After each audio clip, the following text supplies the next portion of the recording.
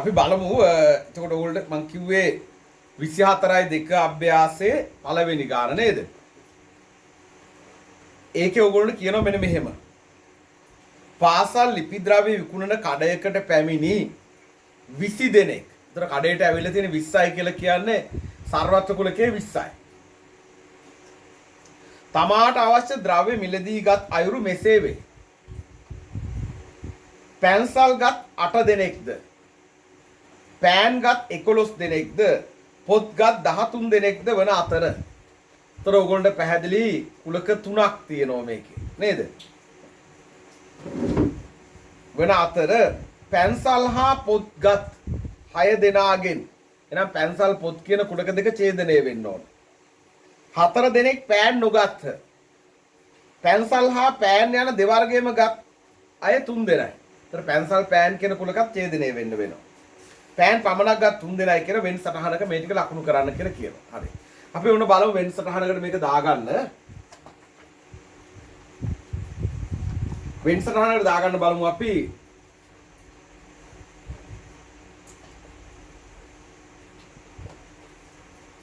කුලක තුන අපි ඔය වගේ එකිනෙකට ඡේදනය වෙන්න ඇඳගමු. එතකොට යා වර්ග තුන කොහොමද එන්නේ? එක කට්ටියක් ඉන්නවා පැන්සල් ගත්ත කට්ටිය නේද? මම මෙයාව නම් කරගන්නවා පැන්සල්.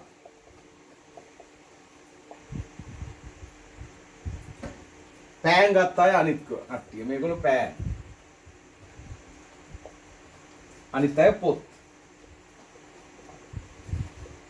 ගාන කිව්වනේ සර්වත්ව කුලක 20යි කියලා කඩේට ආවේ 20 දෙනයි කියලා නේද? එතකොට අපි මෙතන මාක් කරගන්නවා 20. ඊළඟට බලන්න මෙහෙම කියනවා. පැන්සල් ගත් අය 8 දෙනෙක්ද? එතකොට මේ පැන්සල් කියන රවුමේ ඉන්න පුළුවන් ඔක්කොම ගාන 8යි. පෑන් ගත් අය 11 දෙනෙක්ද? පෑන් කියන රවුමේ ඉන්න පුළුවන් 11යි. පොත් ගත් අය 13 දෙනෙක්ද? පොත් කියන රවුමේ ඉන්න පුළුවන් 13යි.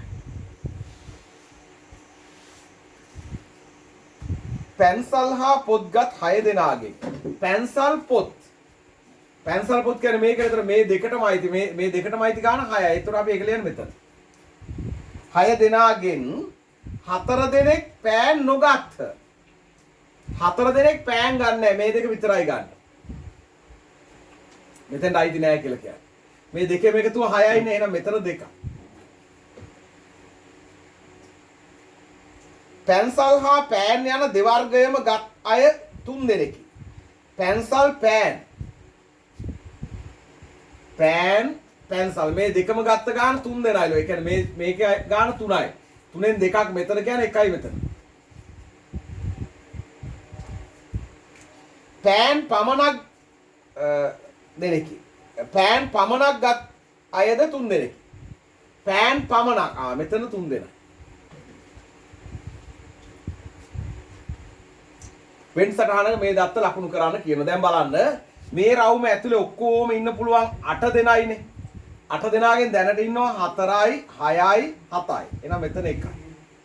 මේ රවුම ඇතුලේ ඔක්කොම ඉන්න පුළුවන් 11 දෙනයිනේ. දැනට ඉන්නවා 3යි 2යි 5යි 1යි 6යි. එහෙනම් තව 5ක් ඕන මෙතන. මේ රවුම ඇතුලේ ඔක්කොම ඉන්න පුළුවන් 13 දෙනයිනේ. 5යි 4යි 9යි 10යි 11යි 12යි 13යි. තව දෙකක්මයි.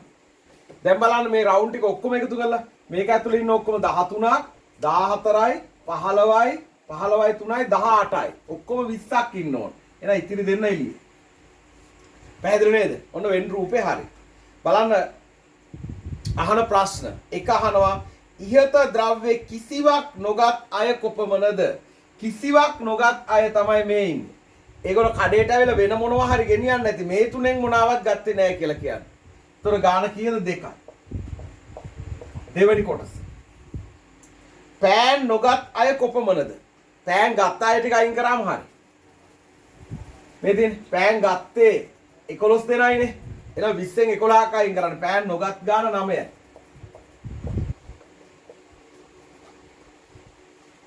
තුන. කඩේට පැමිණි මුළු සංඛ්‍යාවෙන් කවර ප්‍රතිශතයක් මෙම ද්‍රව්‍ය වලින් අඩු වශයෙන් වර්ග දෙකක් වත් මිලදී ගත්ත. දෙකක් වත් කිව්වම තුනක් ගත්තට කමක් නැහැ. අඩු ගානේ 2යිනේ. දෙකක් වත්. මෙයා දෙකක් වත් ගන්නවා, මෙයා ගන්නවා, මෙයා ගන්නවා, මෙයා තුනම ගන්නවා. එකතු කරලා බලන්න. 4 1යි 5යි 5යි 5යි 10යි 10යි 2යි 12යි. කඩේට ආව 20 දෙනෙක් 20න් 12ක් අඩුම ගානේ දෙකක්වත් අරන් තියෙන. අපෙන් අහන්නේ ප්‍රතිශතයක් නේද? කඩේට පැමිණි මුළු සංඛ්‍යාවෙන් කවර ප්‍රතිශතයක් මෙම ද්‍රව්‍ය වලින් අඩු වශයෙන් වර්ග දෙකක්වත් මිලදී ගත්තද? එහෙනම් 20ට 12යි නම් 100ට කීයද? 20 5යි 12 5 60යි. 160ක් එතකොට අඩු ගානේ බාන්න දෙකක්වත් මිලදීගෙන තියෙනවා. හරි. බලන්න දැන් මේ ගාන අපි කොහොමද එන්නේ කියලා. 24යි 2 අභ්‍යාසයේ දෙවෙනි ගාන නේද? ඒකේ කියනවා මෙහෙම.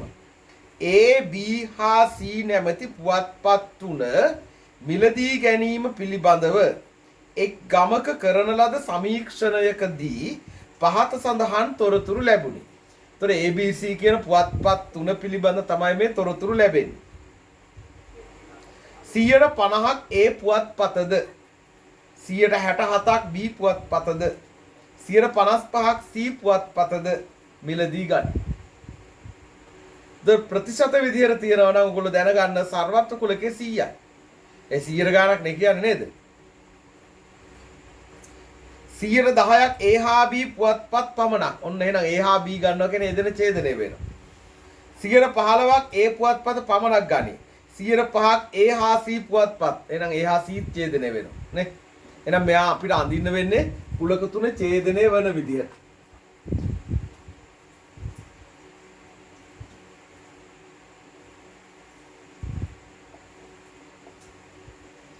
කොහොම ඇඳගෙන අපි නම් කරගමු මෙයා A මෙයා B මෙයා C. එතකොට සර්වත්ව කුලකේ ඉන්නේ ඔක්කොම 100යි නේද? කොහොමද ඉන්නේ? දැන් බලන්න ගානේ කියනවා මෙහෙම. ABC නැමැති පුවත්පත් තුන මිලදී ගැනීම පිළිබඳව එක් ගමක කරන ලද සමීක්ෂණයකදී පහත තොරතුරු ලැබුණි නේද? 50ක් A පුවත්පතද A කියන එකේ ඉන්න පුළුවන් 50යි. 67ක් B පුවත්පතද B කියන එක්කෙනාගේ ඉන්න පුළුවන් 60යි.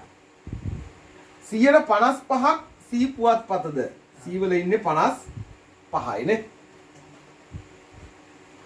67ක් නේ. ඔව්. right. 60ක් නේ 67ක් නේද? ඕකේ. ඊට පස්සේ කියනවා 10%ක් A හා B පුවත්පත් පමණක්.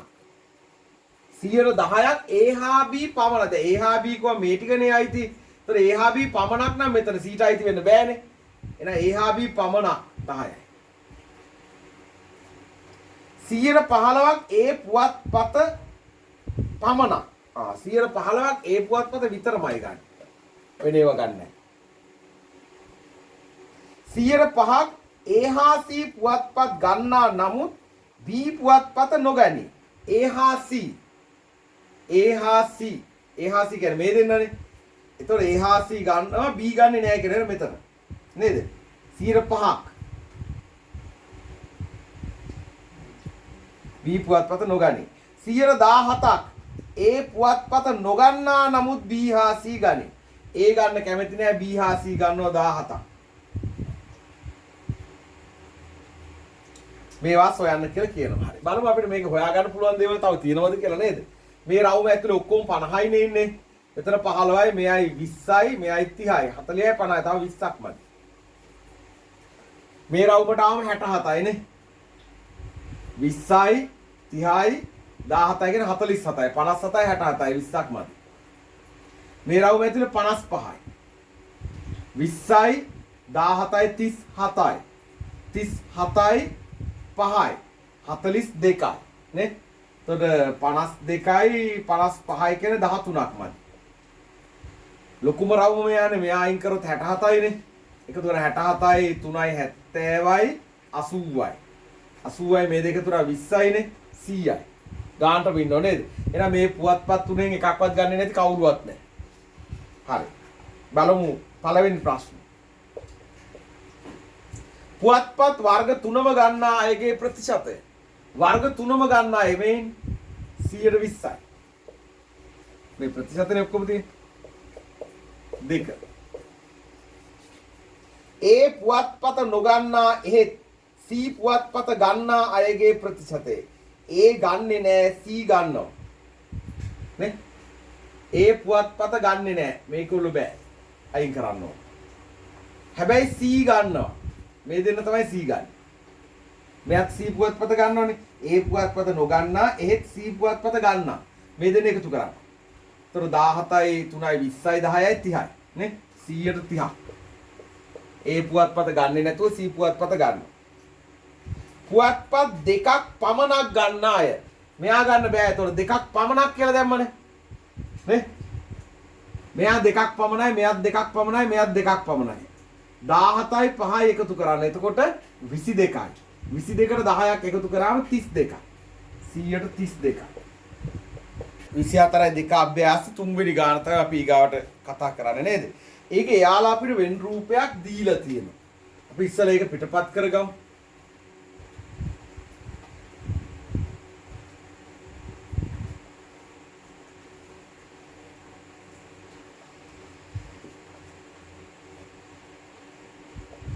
මෙයා නම් කරලා තියෙන E කියලා ඒ කියන්නේ ඉංග්‍රීසි භාෂාව කතා කරන්න පුළුවන්.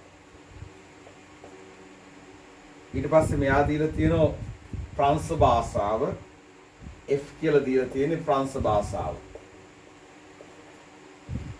ඊළඟ එක නා ජර්මන් භාෂාව යා නම් කරලා තියෙන G කියලා.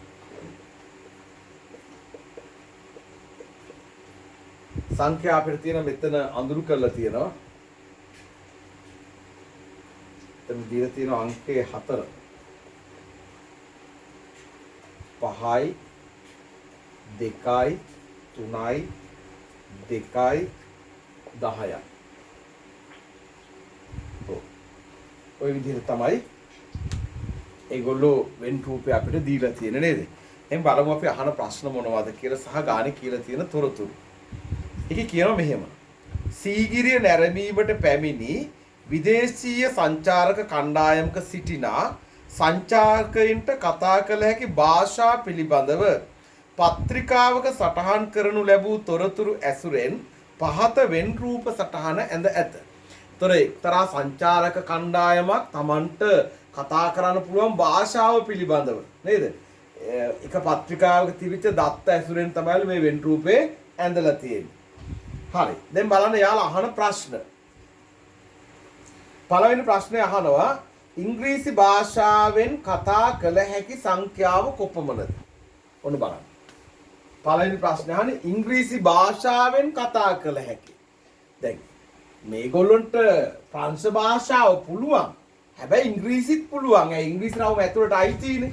ඒතර මෙයාලා ගත්තොත් එයාලට ජර්මන් පුළුවන්. ඒ වගේම ඉංග්‍රීසිත් පුළුවන්. එවනම් මේ රවුම ඇතුළේ ඉන්න හැමෝටම ඉංග්‍රීසි භාෂාව කතා කරන්න පුළුවන්. අපි ඒ ටික එකතු කරගමු. 3යි 2යි 5යි 5යි 5යි 10යි 10යි 4යි 14යි. ඉංග්‍රීසි භාෂාව කතා කරන්න පුළුවන් කට්ටිය 14 දෙනෙක් ඉන්නවා. දෙවෙනි එක බලන්න. ජර්මන් භාෂාව කතා කළ හැකි මුළු පිරිස 12 නම්. ජර්මන් භාෂාව මේ රවුම ඇතුලේ ඉන්න මුළු පිරිස 12යි නම්. නේද? 12 නම් ජර්මන් ප්‍රංශ හා ජර්මන් පමණක්. මේ තියෙන ප්‍රංශ හා ජර්මන් පමණක් කියන්නේ මෙතන. ප්‍රංශ හා ජර්මන් පමණක් කතා කළ හැකි සංඛ්‍යාව කොපමණද? ඒක හරි ලේසි හොයාගන්න. මේ රවුම ඇතුළේ ඉන්න ඔක්කොම 12යි කියනවනේ.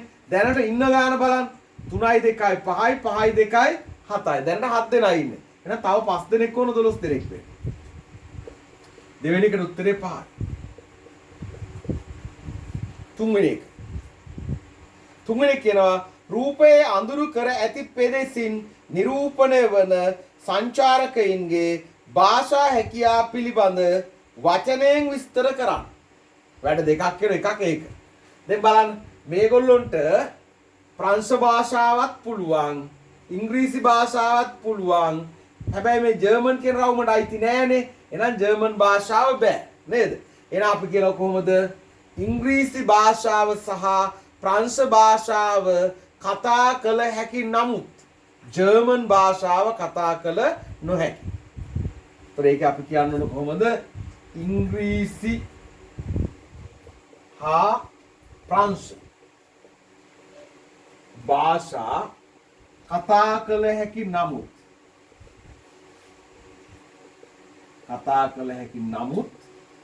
බැරි මොකද්ද? ජර්මන්.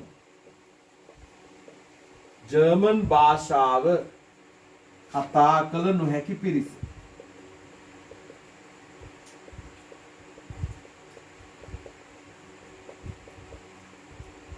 නේද?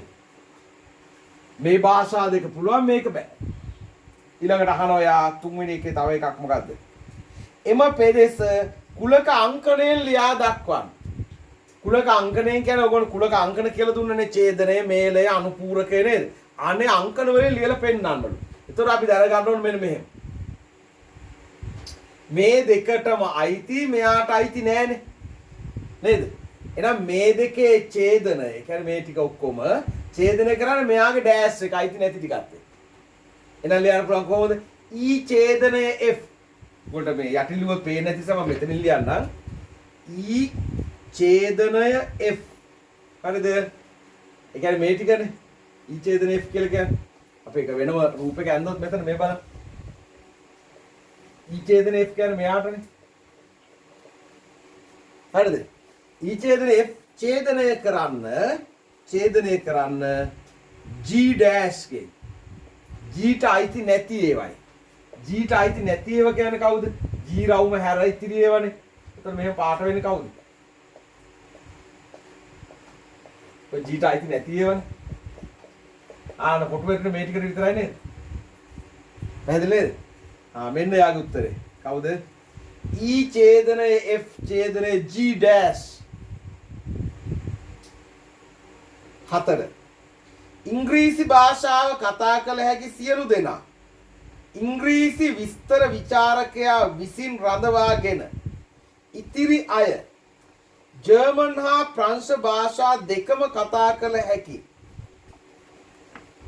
ජර්මන් හා ප්‍රංශ භාෂා දෙකම කතා කළ හැකි විචාරකයෙකු වෙත බාර දෙන ලදී. එම විචාරකයා වෙත බාර දුන් මුළු පිරිස කොපමණද? එයා කියනවා මෙහෙම. ඉංග්‍රීසි භාෂාව කතා කළ හැකි සියලු දෙනා. මේ රවුම ඇතුළේ ඉන්න ඔක්කොටම ඉංග්‍රීසි පුළුවන්නේ. ඒගොල්ලෝ ඔක්කොම ටික නතර කරගෙන එයා බාර දෙනවලු කාටද? ඉංග්‍රීසි භාෂාවෙන් විස්තර කරන කෙනෙකුට. විචාරකයෙකුට දෙනවා. ඉතිරි අය ජර්මන් හා ප්‍රංශ භාෂා දෙකම කතා කළ හැකි. ඒතර ජර්මන් කතා කරන්නත් පුළුවන් විචාරකයෙක් යා. ඒ වගේම එයාට ප්‍රංශ භාෂාව කතා කරන්නත් පුළුවන්. එහෙම එක්කෙනෙකුට බාර දෙනවා කියලා කියනෝනේ. විචාරක වෙත බාර දෙන ලදී. එම විචාරකයා වෙත බාර දුන් මුළු පිරිස කොපමණද? ඉතින් හරි ලේසියිනේ. මේ ඔක්කොගෙම මේ ටික අයින් කරා. ඒ ටික අයින් කරාම ඉතුරු වෙන්නේ මෙයයි නේද? එතකොට බලන්න 10යි 5යි 15යි 15යි 2යි 17 දෙනයි. බලන්න ඒ කුලගේ පිට කවුරු හරි ඉන්නවද? නෑ නේ. හරි එහෙනම් 17 දෙනයි. හතරවෙනි ප්‍රශ්නේ ඔයාලට කියනවා මෙහෙම එක්තරා ක්‍රීඩා පාසලක ක්‍රීඩා පුහුණුව ලබන සෑම ශිෂ්‍යයෙක්ම ක්‍රිකට්, පාපන්දු හා අත්පන්දු යන ක්‍රීඩා එකකට හෝ කිහිපයකට සහභාගී වේ. ඒතර මේ ක්‍රීඩක අනිවාර්යයෙන් මේ කියන ක්‍රීඩා තුනෙන් එකක් හෝ කිහිපයක් කරනවා. ඒතකොට මේ පිටත කවුරුවත් ඉන්න බෑ නේද? එම අය පිළිබඳ තොරතුරු වෙන් රූපේ දැක්වේ. ඒතර වෙන් රූපේ පෙන්නලා තියෙනවා ක්‍රිකට් ක්‍රීඩා කරන අය තමයි මේ ලොකු රවුමේ ඉන්නේ. මේ උපකුලකයේ විදියට තියෙන පාපන්දු අය, මේ බාහිර අනිත් රවුම තියෙන්නේ අත්පන්දු ක්‍රීඩා කරන අය නේද? අහනවා මෙහෙම. 1. මෙම ක්‍රීඩා තුනම කරන සිසුන් සංඛ්‍යාව කොපමණද? පළවෙනි ප්‍රශ්නේ. ක්‍රීඩා තුනම කරන්නේ මෙතනනේ 14යි. දෙවෙනි එක. ක්‍රිකට් ක්‍රීඩාවට පමණක් සහභාගී වන සිසුන් සංඛ්‍යාව කොපමණද? ක්‍රිකට් වලට විතරක් මේ තියෙන්නේ. මේගොල්ලෝ ක්‍රිකට් විතරයි කරන්නේ. 18යි. තුන්වෙනි ගාන. අඳුරු කළ පෙදෙසින් දැක්වෙන්නේ කුමන ක්‍රීඩා කරන අයදැයි සඳහන් කර එය කුලක අංකණයෙන් දක්වන්න. මේ අඳුරු කළ තියෙන්නේ කවුද? එතකොට ඒගොල්ලෝ අත්පන්දු කියන රවුමට අයිති, ඒ වගේම ක්‍රිකට් කියන රවුමට අයිති, හැබැයි පාපන්දු වලට අයිති නෑ නේද? එහෙනම් ඒගොල්ලෝ මොකද කරන්නේ? අපිට කියන්න පුළුවන් අත්පන්දු සහ ක්‍රිකට් පමණක්. අත්පන්දු සහ ක්‍රිකට් කියලා ගන්න බෑ. මොකද මෙතන ඉන්න අයත් අත්පන්දු සහ ක්‍රිකට් සෙල්ලම් කරනවනේ. එහෙනම් අපි ගන්නවා අත්පන්දු සහ ක්‍රිකට් පමණක් ක්‍රීඩා කරන පිරිස.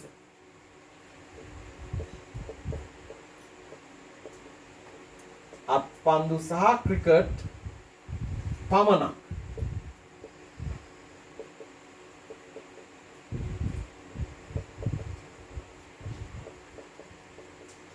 අත්පන්දු සහ ක්‍රිකට් පමණක් ක්‍රීඩා කරන පිරිස. ඒතර යාලා කුලක අංකණයකින් පෙන්වන්න කියලා කියනවා. ඒතර අපිට පුළුවන් යා කුලක අංකණයකින් පෙන්වනවා නම් මෙන්න මෙහෙම පෙන්වන්න. මේ දෙන්නගේ ඡේදනයට අයිති මෙයාට අයිති නැහැ. එතකොට ඒක කොහොමද කියන්නේ? මේ දෙන්නගේ ඡේදනය කියන්නේ කවුද? A C නේද? මම ඔයගොල්ලෝ වෙනම ඇදලා පෙන්නන්නම් ඒක. මෙතන අපි ඇදලා පෙන්නුවොත්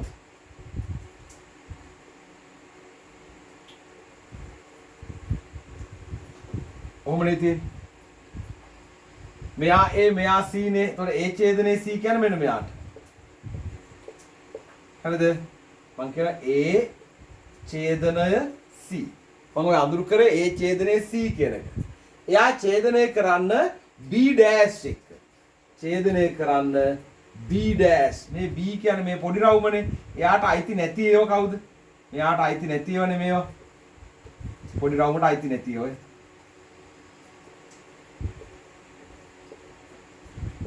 පේනව නේද? කොටු ලැබෙන්න ඕගොල්ලෝ මෙන්න මේ ටිකට විතරයි. එහෙනම් කුලක අංකණය අපි ලියුවොත් කොහොමද ලියන්නේ? A ඡේදනය C ඡේදනය B dash. ඊළඟ හතරවෙනි එක. අත්පන්දු ක්‍රීඩා කරන අය 25ක් නම් අත්පන්දු කියන්නේ මේ රවුම නේද? මෙයා 25ක් නම් අඳුරු කළ පෙදෙසෙන් ක්‍රීඩකයින් සංඛ්‍යාව කොපමණද? හරි. දැන් බලන්න මේ රවුම ඇතුලේ 25යි 14යි මෙතන 6යි. එතකොට 20ක් ඉන්නවනේ. එහෙනම් මෙතන ඉන්නේ 5 දෙනයි. හතරවෙනි එකට උත්තරේ 5යි. හොඳයි. දැන් බලමු අපි පස්වෙනි ප්‍රශ්නේ. පස්වෙනි ප්‍රශ්නේ ඔයාලට කියනවා මෙහෙම. ගුරු පුහුණු විද්‍යාපීඨයක් සඳහා එක් වර්ෂයකදී සිසුන් 400ක් බඳව ගන්න ලදී. එතකොට ශිෂ්‍යයෝ කොච්චරක් බඳව ගන්නවද? 400ක් නේද? එhmenan මෙයාගේ සර්වත්ව කුලකේ ඉන්න පුළුවන් ඔක්කොම කොච්චරයිද? 400යි. ළමයි 400ක් බඳව ගන්නවා කියලා කියනවා. එම පීඨයෙහි ඉගැන්වෙන ගණිතය විද්‍යාව හා ශාරීරික අධ්‍යාපනය යන සෑම පාඨමාලාවක්ම සිංහල හා ඉංග්‍රීසි යන මාධ්‍ය දෙකෙන්ම පැවැත්වේ. එතකොට මේ හැම පාඨමාලාවක්ම සිංහලෙනුත් පැවැත්වෙනවා ඉංග්‍රීසි මාධ්‍යයෙනුත් පැවැත්වෙනවා නේද? ඒ කියලා ඔයගොල්ලෝ දෙනවා ප්‍රශ්නයක්.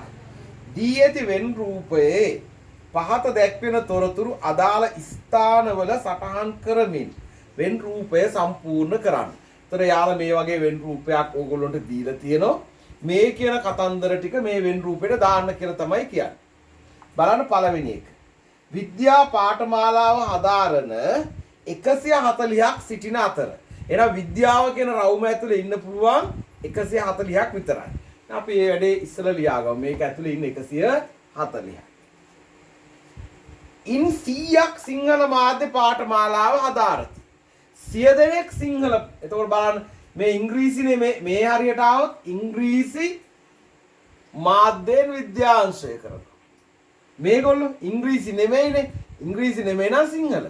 ආයෙනම් සිංහල මාධ්‍යයෙන් විද්‍යාව හදාරන අය කොච්චරද? 100යි. දැන් අපි දන්නවා මේ රවුම ඇතුලේ ඔක්කොම 140යිනේ. 140න් 100ක් මෙතන නම් මෙතන 40යි. පැහැදිලිනේ? ඊළඟට දෙක කියනවා 40ක් ඉංග්‍රීසි මාධ්‍ය ගණිතය පාඨමාලාව හදාරති. ගණිතය රවුමටත් අයිති ඉංග්‍රීසි මාධ්‍ය කියන රවුමටත් අයිති. ඒ කියන්නේ මෙතනනේ. කීයද ගාන 40යි. ඊළඟට 3 110ක් ඉංග්‍රීසි මාධ්‍යයේ පාඨමාලාව හදාරති. ඉංග්‍රීසි මාධ්‍යයෙන් පාඨමාලාව කියන්නේ මේ රවුමනේ. ඒකේ ඉන්න ඔක්කොම 110යි. 110 මේ වෙනකොට අපි 80ක්ම පුරවගෙනනේ. 40 40 80යිනේ. ඒතර 90යි 100යි 110යි 30යි ඉන්නේ. ඊළඟට කියනවා ගණිතය පාඨමාලාව හදාරන මුළු සංඛ්‍යාව 175යි. එහෙනම් ගණිතය කියන රවුමේ ඔක්කොම ඉන්නේ 175යි. 175න් මේ 40 අයින් කරොත් 135ක් ඉන්නවා මෙතන. පැහැදිලිනේ? දැන් බලන්න මේක ඇතුලේ ඔක්කොම 400ක් ඉන්නවද කියලා. මේ රවුම ගත්තොත් 140යිනේ. නේද? 140යි. මෙතන 40 ගත්තම 180යි. 180යි මෙතන 30ක් ගත්තම 210යි. 210යි මෙතනින් 100ක් ගත්තම 310යි. මෙතන 35යි 345යි. නේද? එහෙනම් තව 55ක් ඉන්නවා එළියේ. පැහැදිලිනේ? හරි. දැන් ඔන්න වෙන් රූපේ පුරවගෙන ඉවරයි. දැන් යම් බලන්න ඔයගොල්ලෝගෙන් අහන ප්‍රශ්න B කොටසේ තමයි ප්‍රශ්න අහන්නේ. B වල 1 මොකක්ද අහන්නේ? සිංහල මාධ්‍ය විද්‍යා පාඨමාලාව හදාරන සිසුන් සංඛ්‍යාව. විද්‍යා පාඨමාලාව මේකනේ. ඉංග්‍රීසිනේ මේගොල්ලෝ. එහෙනම් ඉංග්‍රීසි නැති වුණාම ඉතුරු වෙන්නේ මේ ටික. නේ? එහෙනම් ඒගොල්ලෝ තමයි සිංහල. කීයද? 100යි. 2. ඉංග්‍රීසි මාධ්‍ය විද්‍යා පාඨමාලාව හදාරන සිසුන් සංඛ්‍යාව. විද්‍යාව හදාරනවා. එහෙනම් මේ රවුමට අයිති ඉංග්‍රීසි මාධ්‍ය. එතකොට මේ රවුමටත් අයිති. එහෙනම් මෙතන. කීයද? 40යි. 3. සිංහල මාධ්‍ය ගණිත පාඨමාලාව හදාරන සිසුන්. ඒතර ගණිතය හදාරන අය මේ ඉන්නේ. ඉංග්‍රීසියෙන් ගණිතය හදාරන ටික තමයි මේ අයින් උනේ. එහෙනම් මේ ටික සිංහලෙන් ගණිතය හදාරන්නේ 135යි. 4. අහඹු ලෙස තෝරාගත් සිසුවෙකු සිංහල මාධ්‍ය විද්‍යා පාඨමාලාව හදාරන සිසුවෙකු වීමේ සම්භාවිතාව. සිංහල මාධ්‍ය. එහෙනම් සිංහල මාධ්‍ය ඉංග්‍රීසි රවුමට අයිති නෑනේ. නේද? අහඹු ලෙස තෝරාගත් සිසුවෙකු සිංහල මාධ්‍ය විද්‍යා පාඨමාලාව. විද්‍යාව කියන්නේ මේ රවුමනේ. මේ රවුමේ වෙන්න ඕන මේකට අයිති නැති වෙන්න ඕන 100යිනේ. 100යි. සම්භාවිතාවනේ අහන්නේ. සම්භාවිතාව කොහොමද හොයන්නේ? PA සමානයි NA බෙදීම NS නේද? එහෙනම් සිද්ධියට අයිති ගාන 100යි, නියැදි අවකාශය 400යි. බිංදු දෙකට බිංදු දෙක කැපෙනවා. සම්භාවිතාව 4න් 1යි. හරි පුතේ ඊළඟට අපි බලමු ඔයගොල්ලෝගේ අභ්‍යාසයේ අවසාන ගාන 6 වෙනි ගාන. ඒකේ කියන ඔයගොල්ලෝ මෙහෙම. එක් දිනක පළතුරු වෙළඳ සැලකට පළතුරු මිලදී ගැනීමට පැමිණි පිරිසක් මිලදීගත් පළතුරු වර්ග පිළිබඳ තොරතුරු පහත වෙන් රූප සටහනේ දැක්වේ. එදින අන්නාසි හෝ ගස්ලබු හෝ මිලදීගත් සියලු දෙනාම කෙසෙල් මිලදී ගන්නා ලදී. අන්න දැක්කනේ උපකුලකයක් එන හැටි නේද? ඒවා ගත්ත හැමෝම අනිත් ඒවා ගත්තා කියලා කියන්නේ ඒ කුලකයේ ඇතුලේ තමයි තියෙන්න ඕන. දැන් ඕගොල්ලොන්ට මේ ගානේ වෙන් රූපේ ඇඳලා දීපු නිසා ඕගොල්ලන්ට ඒක එච්චර ගැටලුවක් වෙන්නේ නැහැ. එහෙම නැත්තම් මේ ගාන කියවනකොට අපි දැනගන්න ඕන මේකේ උපකුලකයක් තියෙනවා කියලා. ඊළඟට බලන්න ඒගොල්ලෝ කියනවා රූපේ අපිට දීලා කියනවා පළවෙනි ප්‍රශ්නේ අහනවා අන්නාසි මිලදීගත් පිරිස කොපමණද? හරි. මේක අංක ටිකක් දීලා තියෙනවනේ නේද? මෙතන දීලා තියෙනවා 8යි කියලා. මෙතන දීලා තියෙනවා 5යි කියලා. ඒතර අන්නාසි කියන රවුම හරිනේ නේද? එහෙනම් ඔන්න පළවෙනියට උත්තරයක් දෙන්න පුළුවන්. මේ දෙක එකතු කරාම හරි 8යි 5යි කීයද? 13යි. ඔන්න අන්නාසි මිලදීගත් සංඛ්‍යාව 13යි. දෙවෙනි ප්‍රශ්නේ විස්තර කරනවා මෙහෙම. ගස්ලබු මිලදීගත් අය 12 දෙනෙක් නම්. ඒතර ගස්ලබු කියන්නේ මේ රවුමනේ. මේ රවුමේ ඉන්න පුළුවන් 12 දෙනයි. ඒතර දැන් 12න් 5ක් දැනට මෙතන ඉන්නවා. එහෙනම් තව 7 දෙනෙක් මෙතන ඉන්න ඕන. නේද? දැන් බලමු යා අහන ප්‍රශ්නේ දිහා. ගස්ලබු මිලදීගත් අය 12 දෙනෙක් නම් ගස්ලබු පමණක් මිලදීගත් අය කොපමණද? ගස්ලබු පමණක් මිලදීගත් අය ඉන්නවද ඕකේ? ගස්ලබු පමණක් මිලදී ගත්ත අය. ගස්ලබු පමණක් මිලදී ගත්ත කවුරුවත් නැහැ. ඇයි? ඇයි ගස්ලබු කියන කුලකේ තියෙන සම්පූර්ණම කෙසෙල් කියන කුලකේ ඇතුළේනේ. දැන් මේ ලොකු කුලකේ කවුද? කෙසෙල්. එනදින් ගස්ලබු ගන්න හැමෝම කෙසෙල් අරන්නේ. තේරෙනවද? දැක්කද ඔයගොල්ලෝ ලස්සන අමාරුවේ වැටෙන හැටි. දැන් මේකේ ලස්සන ඔයගොල්ලෝ ඊළඟ උත්තරේ 7යි කියලා. නේ? වැරදි. ඒ තමයි විභාග ගණන් වලදී ඔයගොල්ලෝ අමාරුවේ වැටෙන තැන. ගස්ලබු පමණක් ගත්ත කවුරුවත් නැහැ. මේගොල්ලෝ ගස්ලබු සහ කෙසෙල් මිලදී ගත්ත අය. මේගොල්ලෝ ගස්ලබු කෙසෙල් අන්නාසි කියන තුනම මිලදී ගත්ත අය. මේගොල්ලෝ අන්නාසි සහ කෙසෙල් මේගොල්ලෝ විතරයි කෙසෙල් පමණක්. පැහැදිලි නේද? එහෙනම් ඔබෙන් අහන ප්‍රශ්නයක් මොකද්ද? ගස්ලබු මිලදී ගත් ගණන 12 දෙනෙක් නම් ගස්ලබු පමණක් මිලදී ගත් අය කොපමණද? 0යි. උත්තරේ 0යි. කෙනෙක්වත් නැහැ. තුන්වෙනි එක.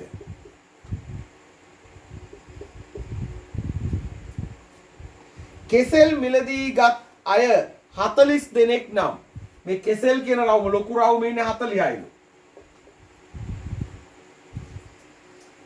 කෙසෙල් පමණක් මිලදී ගත් අය කොපමණද? මේක බලමු මෙහෙම.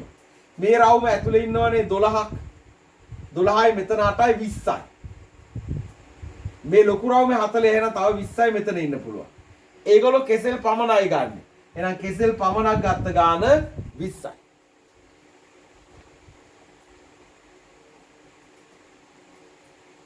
ඊළඟට 4 වෙනි ප්‍රශ්නය. ඉහත ද්‍රව්‍ය කිසිවක් මිලදී නොගත් අය 10 දෙනෙක් නම් මේ මොනාවත් ගත්තේ නැති අය ඉන්නවලු කීයක්ද? 10ක්. නේද? ඉහත ද්‍රව්‍ය කිසිවක් මිලදී නොගත් අය 10 දෙනෙක් නම් එදින පළතුරු මිලදී ගැනීමට පැමිණි පිරිස කොපමණද? හරි ලේසියිනේ. මේ ලොකු රවුමේ ඉන්නේ 40යි. ඊට පිටින් ඉන්නේ 10යි. එහෙනම් ඔක්කොම ඇවිල්ලා තියෙන්නේ 50යි. ආයේ මේව එකතු කරන්න ඕනේ නැහැ. ලොකුම රවුම ගත්තාම හරි. ඊළඟට 5. පස්වෙනි ප්‍රශ්නේ අහනවා පැමිණි මුළු පිරිසෙන් කී දෙනෙක් පළතුරු වර්ග 2ක් පමණක් මිලදී ගත්තේද? 2ක් පමණක්. මේගොල්ලෝ 1ක් පමණයි කෙසෙල් විතරයි. මෙන්න ඉන්නවා 2ක් පමණක්. මෙයාලා ගන්නව මොනවාද? ගස්ලබුත් ගන්නවා කෙසෙලුත් ගන්නවා. මෙයා 2ක් පමණයි. මේගොල්ලෝ 3ක් මිලදී අරගෙන තියෙනවා. එහෙනම් මේ දෙන්න තමයි 2ක් පමණ. 8යි 7යි 15යි. 6 අවසාන ප්‍රශ්නේ.